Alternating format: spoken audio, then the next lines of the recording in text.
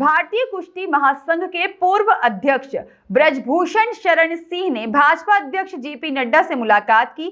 यह मुलाकात ऐसे समय में हुई जब कुछ देर पहले खेल मंत्रालय ने भारतीय कुश्ती महासंघ की नई कार्यकारिणी को निलंबित कर दिया। साथ ही नए अध्यक्ष संजय सिंह के सभी फैसलों पर रोक लगा दी गई है। कयास लगाए गए हैं कि ब्रजभूषण ने इसी संदर्भ में नड्डा से मुलाकात की है, लेकिन उन्होंने मुलाकात के बाद साफ शब्दों में कहा है कि मेरा कुश्ती से अब कोई लेना देना नहीं है।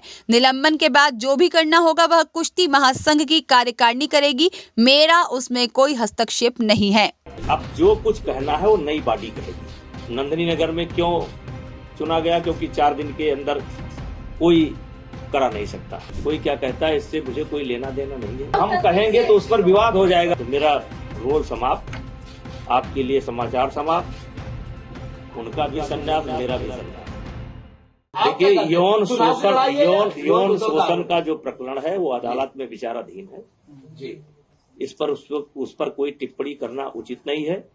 और व्यक्तिगत मुझको क्या कहता है, कोई क्या कहता है, इससे मुझे कोई लेना देना नहीं है।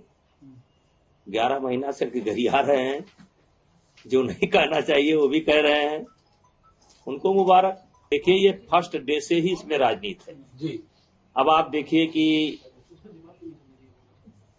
कौन इसमें शामिल नहीं हुआ। कांग्रेस भी शामिल हुई, टुकड़े टुकड़े गैंग भी शामिल हुई, आम आदमी पार्टी भी शामिल हुई, तमाम लोग हैं। क्या क्या करें, हम तो अपना झेल रहे हैं। सर, साक्षी मलिक पर क्या बोलेंगे? उन्होंने संन्यास लेने की भी बात की है। तो हमने भी संन्यास ले लिया, खत्म बात। उन्होंने संन्यास लिया, हमने भी संन्यास ले लिया, खत्म बात। अब जो कुछ कहना है वो नई बॉडी कहेगी। हमने, आप ये मान करके खुशी खुशी मेरे पास भाई और बहुत काम है मेरे पास। अब मैं अपना काम करूंगा, अपना चुनाव देखूंगा। तो अगर मुझे बताया गया तो मैंने अपनी स्थिति साफ कर दी। नंदिनी नगर में क्यों चुना गया? क्योंकि 4 दिन के अंदर कोई करा नहीं सकता। नंदिनी नगर में सारा इंफ्रास्ट्रक्चर तैयार है और वहां भी रेसलिंग एकेडमी चलती है। पहला कारण तो वो हो गया। दूसरा, 31 दिसंबर के बाद ये टूर्नामेंट हो नहीं सकता। और देश के 25 फेडरेशन ने हाथ खड़ा कर दिया कि इतना जल्दी हम व्यवस्था नहीं दे सकते। तो मेरा रोल समाप्त, आपके लिए समाचार समाप्त। उनका भी संन्यास, मेरा भी संन्यास। अब उनके लिए तो काम करता रहूंगा। अब ये एकेडमी हम चला रहे हैं, एकेडमी में मेरे 100-150 बच्चे हैं और मैं खुद जो है कुश्ती खेला हूं और कुश्ती की बदौलत यहां तक पहुंचा हूं। मेरे भी कान टूटे हैं, जबकि मैं बड़ा पहलवान नहीं था। मेरे पिताजी भी कुश्ती लड़ते थे, मेरे बाबा भी कुश्ती लड़ते थे।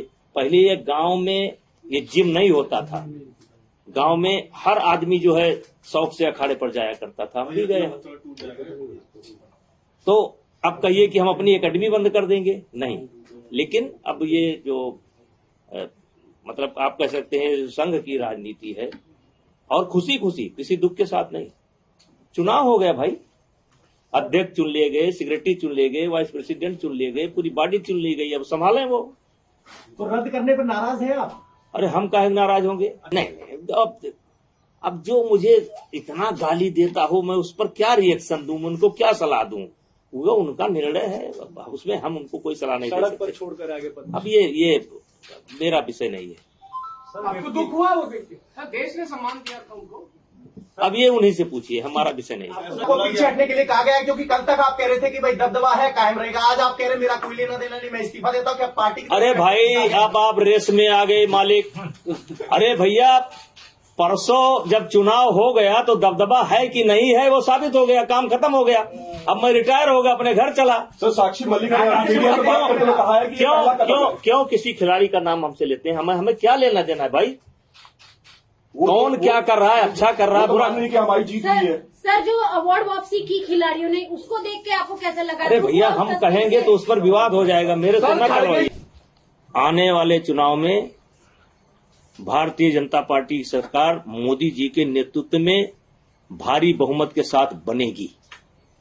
और अभी 20 साल इस देश की राजनीति मोदी जी के हिसाब से होगी।